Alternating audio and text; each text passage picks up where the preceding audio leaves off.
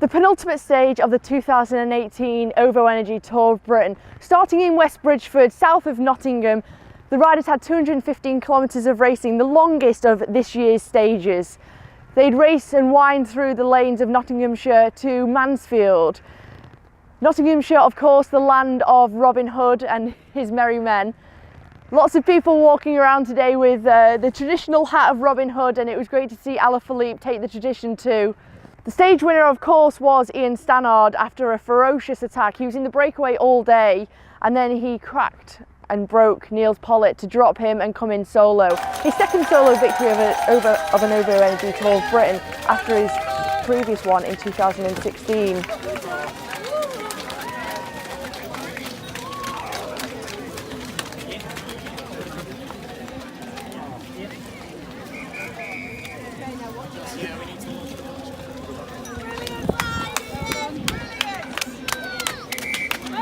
After the stage, Stannard talked to us about his post-race feels, and here's what he said in the press conference. It's great, just I wouldn't call them home roads, but just local road, not local, sorry, just being in the UK and great crowds, and the support you get at the side of the road, British Rider and Team Sky jerseys, pretty awesome. And it's been great support for you all week, Team Sky. Yeah, no, we've had a really amazing reception here, all across the country, and some really great crowds outside the bus, and the whole route's been amazing. Ian, you had no option but to get rid of Niels Pollitt. How did you actually manage to do that? Because it looked really difficult on the telly. Yeah, obviously when the bunch was chasing and we all had to work a bit harder, you could see everyone was getting a bit more tired, and that was good for me. And then once they stopped chasing, you could see the guys recovering a little bit when we eased off. So knew I had to go a little bit earlier, and first time I went, he came with me, and could feel I was a little bit stronger, but I always had in my mind he's a strong rider, and I kind of have to hit him on that climb a little bit, and then he was always 6-7 seconds. It was tough, yeah, but then we got into the final bit, and there's the rollers, and kind of managed to crack him there, so it's good. What's your current status with Sky? Are you out of contract at the end of the year? Have you got more contracts? Two more years, so yeah. So how do you see your future lying with them for the next couple of years? Just keep doing what I'm doing and see what happens, really, yeah. Yeah, sorry, John Spades from BBC Radio Nottingham. What was the atmosphere like out there on the course today? Yeah, no, it's great. Obviously Saturday as well, the crowds were awesome from the start. The route was lined the whole way, so it's really great to see, so many people out watching bike racing in the UK. You started the breakaway with 180 kilometres to go still. Yeah. Did you feel that you would get chased down by the peloton? Yeah, it's always a difficult one, but once it got out to 6 minutes 40, I knew they were going to have a hard job, getting us back. There's a few strong guys in there, and we're all committed to trying to make it to the finish. So yeah, they had a big task. And do you think you can bring home the victory in the GC jersey for Wilt Poles tomorrow? It's a circuit race around London. It's almost a guaranteed bunch sprint unless it rains, so it is where it is now. But 2 stage wins, and Wilt's second overall, so we're really happy. Like you said, the people of Nottinghamshire really turned out today. They also produced a heck of a lot of land art. Now I know obviously most of it's seen from the aerial view, yeah. But was there any chance you saw the 500-foot scarf that was littered across the course? No, I didn't see anything, and unfortunately, especially with the weather, the roads were quite slippy, and obviously the crowds are so good, you really got to concentrate, as to where people are as well, so that's the other side of it, yeah. Yeah, no problem. Well, I'm sure they were still very proud of their scarf yeah. out there today. No, very good. Look at it on the highlights. Yeah, I'll look at it later. Ian, Jake from Nots TV. How much did you enjoy cycling in Nottinghamshire? Yeah, no, it's brilliant. It's pretty tough course over there. Over 200k, and there's some tough little climbs coming into the finish once you've been out front all day as well. So it was good. Your second stage win at Tour of Britain. How great does it feel to win on home soil? Yeah, no, it's great. You only have to listen to the crowds as you're coming into the finish and on the podium, and it's nothing like anywhere else. When you did break away, as you said, it was very early. Yeah. Were you confident that you could hold out? You never know how the peloton's going to play it, and we've only 6 riders per team, and the sprint teams obviously they've got a sprinter, so they've only got 5 guys to ride as well. So it always makes it more difficult for them teams in this race, and with that group we had in the front, I knew it was going to be difficult for them, especially when they let it out so far. so often you do the work for others to go and take the glory. How does it feel to have it for yourself? Yeah, it's always nice to get your own opportunity and, you know, always take it as best as possible. Perfect. Thank you, everyone. Thank you. Congratulations again. Cheers. Well done. Thanks. Cheers. A rider who joined Ian Stannard in that breakaway today was Giovanni Carboni of Bardiani CSF. He was delighted with his third place, and as his teammate Alessandro Tonelli came across the line later, he was a former wearer, of course, of the OVO Energy green jersey, so it was great to see his reaction.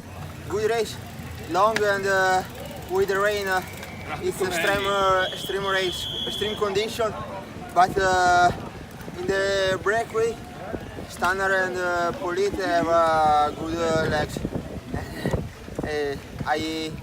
I can the max for me. Yeah, good stage, wet stage all day. I'm very happy for my teammates because he's the younger and he had a good race. But let's be honest, is there anything better than finishing a 215 kilometres of gruelling racing to pizza? That's what the One Pro Cycling Soignier did for Emils Leipins and the rest of his team. Emils was pretty happy and James Oram was just happy to see food, I think. My leg here is, I don't know. Same thing before. That's like fame, mate. Can you keep the question behind please? Emils, is this exactly what you want to see at the finish line? Actually, tomorrow. Pizza fan. He's not a massive. Tomorrow, I want to see some 5 pizzas. Is that just what you want to see from your Soignier at the end of a 215 kilometre stage? A bit unexpected, but yeah, food's food, so always hungry after a long one. Perfect. Cheers. It was a long chase for Madison Genesis today. The breakaway got away and not one of their riders was in it. They were chasing the 5 riders back, but it wasn't to be, and Connor Swift tried to jump across but wasn't successful. With Alex Payton in that breakaway and Matt Holmes missing it, unfortunately he loses that Iceberg Sprints jersey going into the final day tomorrow. Perhaps he could pick up some bonus sprints in the intermediates in the London stage. But I spoke to Richard Hanley, who's one of those riders trying to bring that breakaway back. Yeah, long, very long.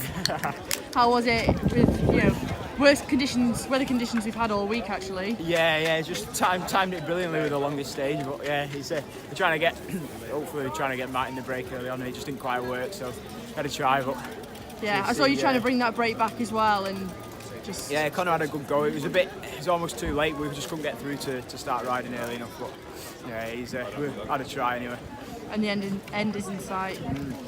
Yeah, one more day to London tomorrow, like. Alex, just talk us through your day there. A long day out, that's for sure. We knew that coming into today I was, potentially in contention to, take this jersey today. There was a handful of people in a similar position, to be fair, and it was a case of fight to get down the road. And we just went with it. Luckily, I managed to slide into a group that went out the road with no other people in contention for the jersey, but it was an epic fight, to be fair, to get there. It took a hell of a lot out of me just to get there in the first place, which is obviously why I rolled in 15 minutes down on the line. But obviously it's great to have this jersey coming to the last day. It's great for the whole team, it's great for the sponsors, and I'm just really pleased today, so it's great.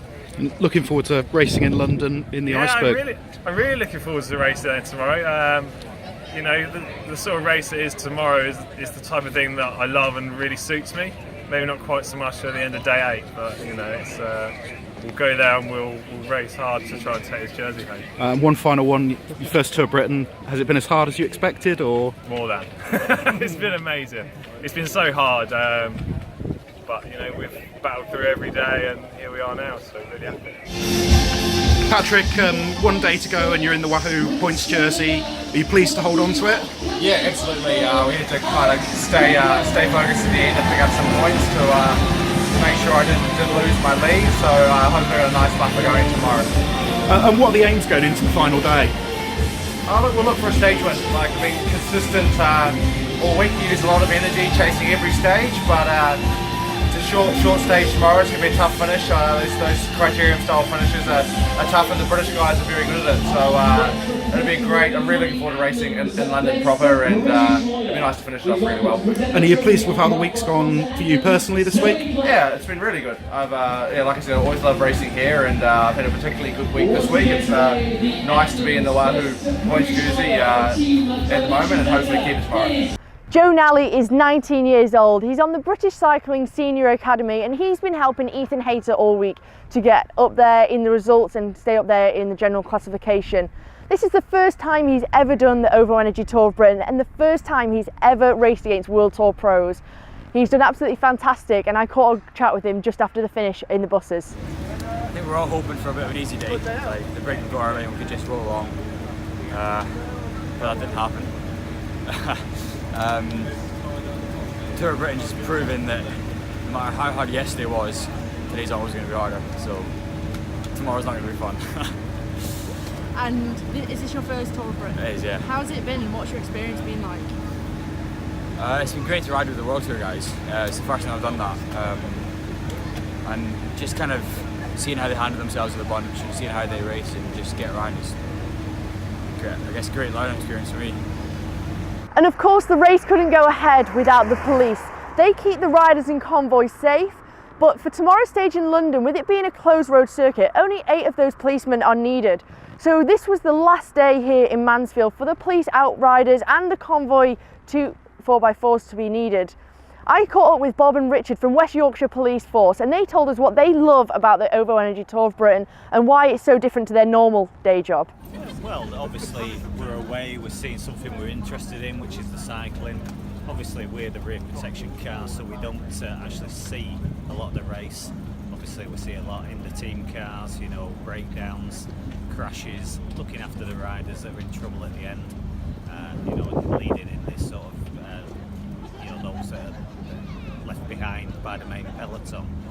So we've got an important job to do, and it's just a change. It's brilliant seeing, you know, these massive crowds out on the roadside enjoying what is quite a spectacle, and you know, just having a nice reflection of policing for a change. You know, it's you know, having the crowds cheering you all the way around is really good.